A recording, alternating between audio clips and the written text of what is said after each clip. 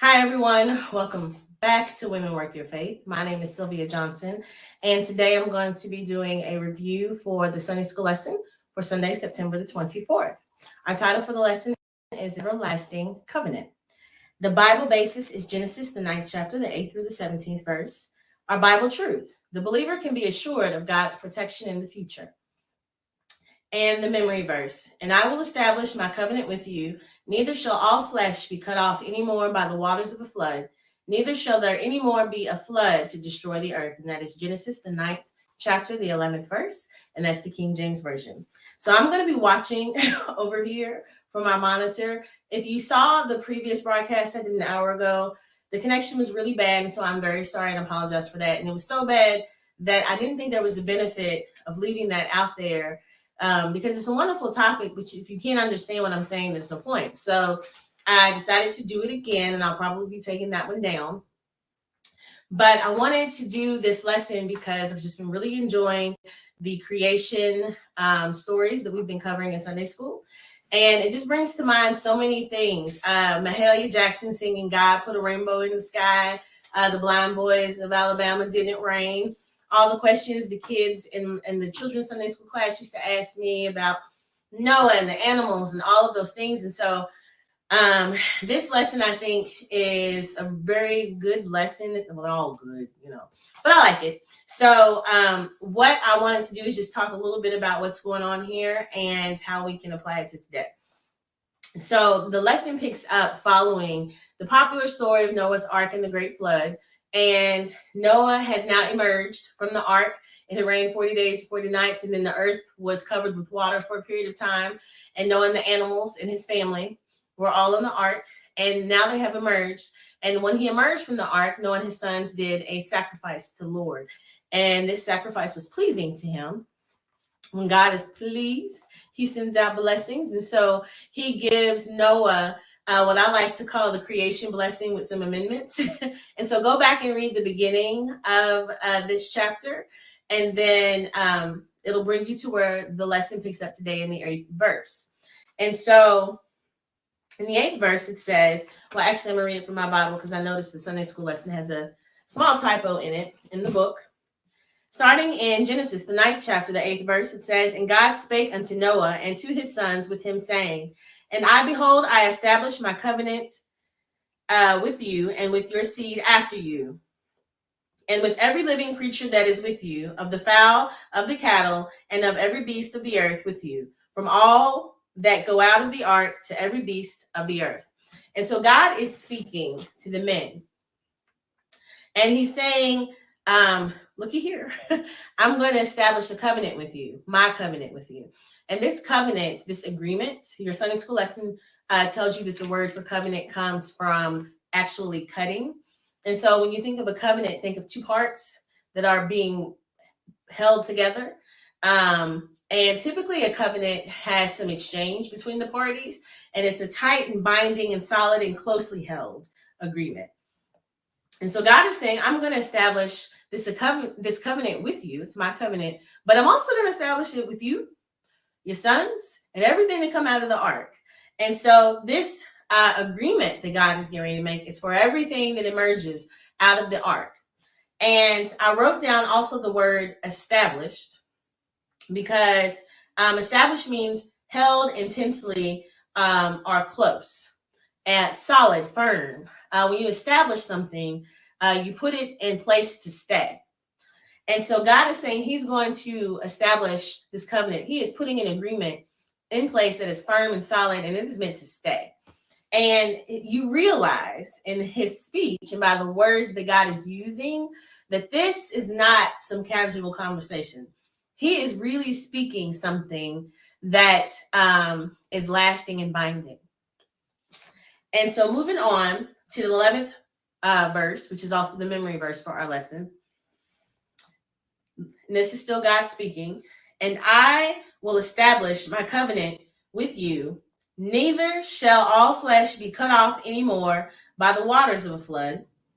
Neither shall there any more be a flood to destroy the earth. And so that's our memory verse. And I have it broken down into two parts. So first to say, that God has said he will not destroy all flesh with the waters of a flood. And if you're not familiar with the story of Noah and the ark and the flood, go back to your 6th chapter in Genesis. So that should just be a page or so. And it's important that you read the whole chapter, but for the sake of the lesson and just this point I'm getting ready to make, I'm going to read the 6th chapter of Genesis, the 5th through the 7th verse.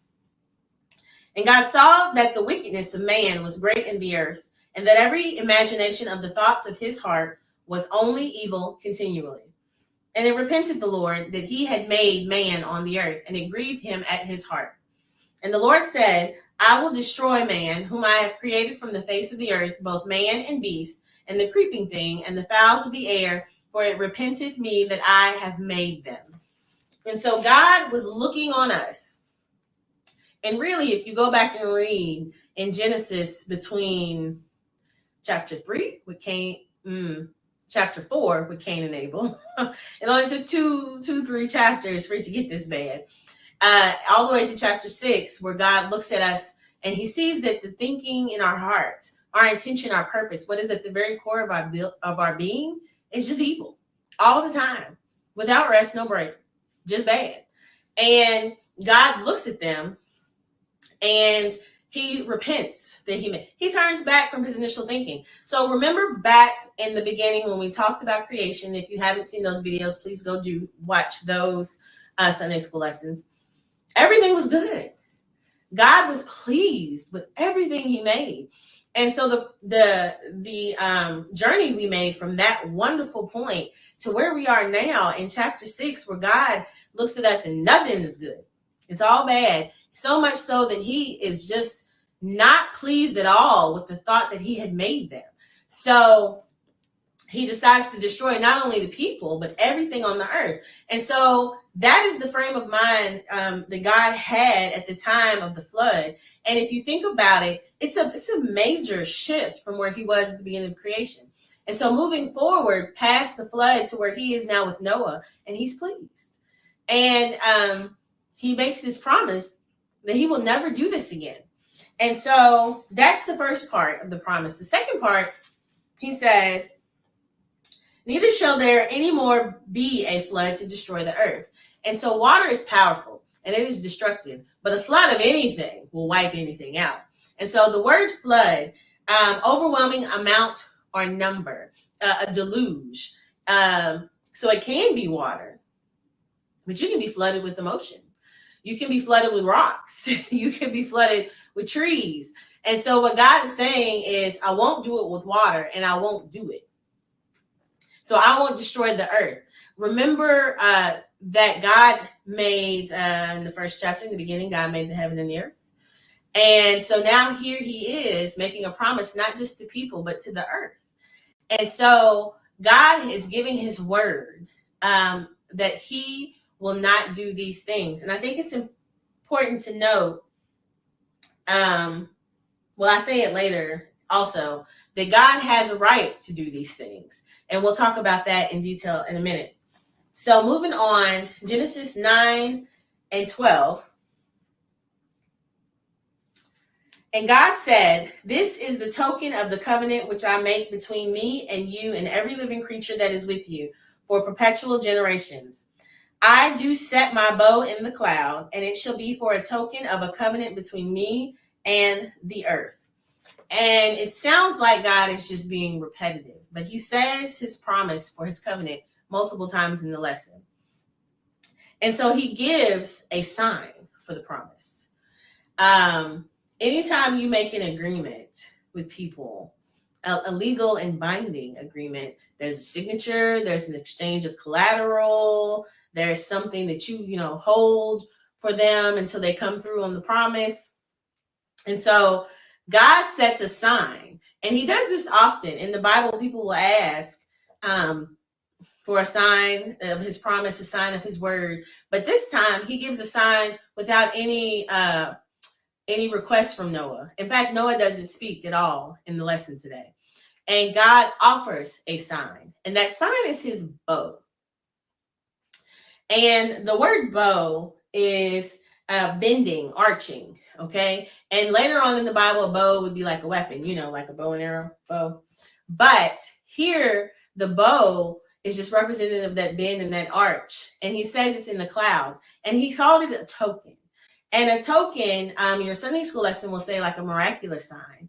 But a token is also a signal, a beacon, a flag. And I wrote in my notes something that was meant to be seen. And it's important that it's meant to be seen, because oftentimes we say we're going to do things, but we don't want anybody to know. And I'll use myself as an example. Sometimes I will say, I'm on a weight loss journey. I'm going to eat healthy or whatever. But I don't want people to hold me accountable for that, right? So I don't share it with everyone because I don't want people holding me to my word.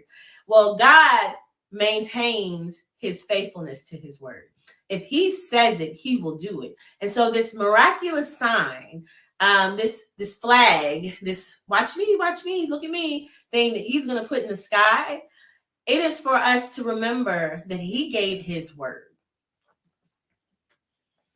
So in Genesis, the 9th chapter, the 14th and the 15th verse. And it shall come to pass, when I bring a cloud over the earth, that the bow shall be seen in the cloud. And I will remember my covenant, which is between me and you and every living creature of all flesh. And the waters shall no more become a flood to destroy all flesh. So he repeats the covenant again. And also, I put in here, he says, when it, in the future, when you see this, I'm going to bring a cloud over and the bow is going to be in the sky, and I'm going to remember my promise.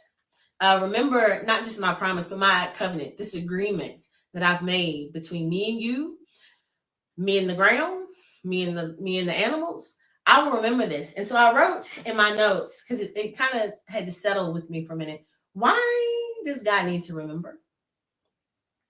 God doesn't forget things. What does he mean by remember? And it's oftentimes that the Bible will say, and God remembered so-and-so. So what does that mean to remember? And yes, it does mean to bring it back to your memory, but to look positively on, to bring to the forefront of my mind. And so oftentimes, with a parent, you'll ask them for something and they'll say, okay, and then time will pass on and then they'll remember. They haven't forgotten. It just wasn't the thing in the forefront of their mind at that time. And so now this is the focus, to focus on. Okay. And so God is going to focus on, in a positive way, this sign of his covenant. And that's important because it doesn't mean all things are good.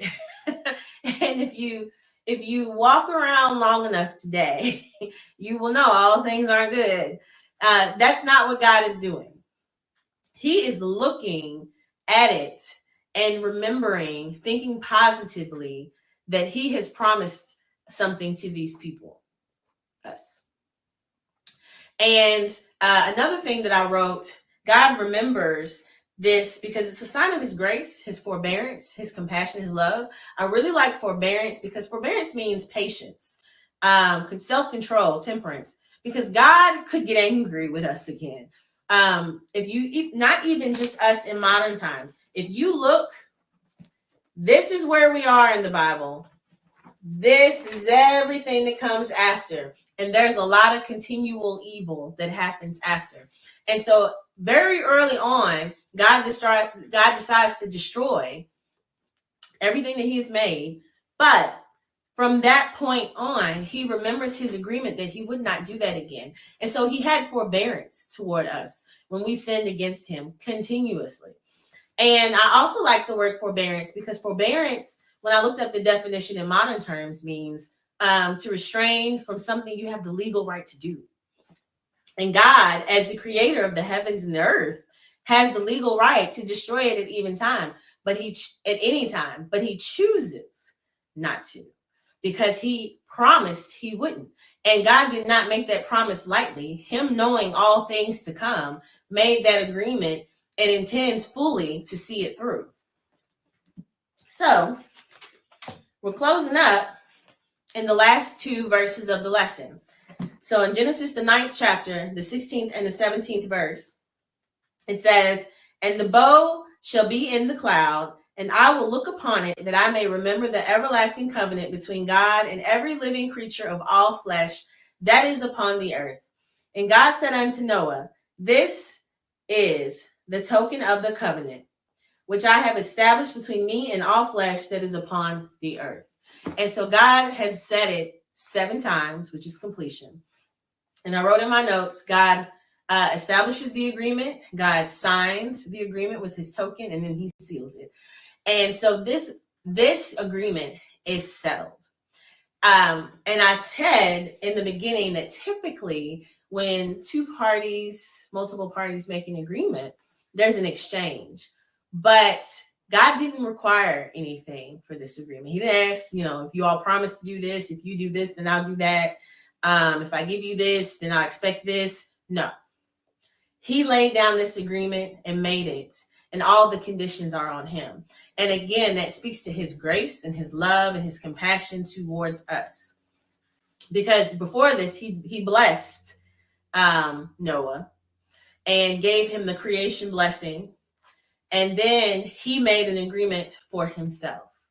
And, I said before, sometimes we make an agreement and we don't follow through. I'm gonna come to work on time. I'm gonna be in Sunday school every week. I'm gonna help teach the kids. I'm gonna lose some weight. I'm gonna whatever. I'm gonna save some money. I'm gonna stop eating out all the time. We say a lot of things, but we don't want to be held accountable to those things that we say we're going to do. But God's word is true. It is solid, and he intends and does follow through every time. And so if you look at this promise that God has made here with the covenant of the bow, here we are all the way to today, and he is still holding true to that agreement. So we know that we can trust God's word, and he put a sign, not just for him to look fondly on us, but for us to look and to remember his grace and understand the rainbow for what it truly is. So I don't think I had any disruptions this time. I hope the connection was good. Thank you all for watching. I will not be doing Sunday school next week. Kanisha and I did record some videos on creation, and I want to get those out while we're having this discussion. So there'll be a video, but they'll be pre-recorded. So please make sure to come back and watch. Other than that, thank you very much. Be blessed, and I will see you very soon.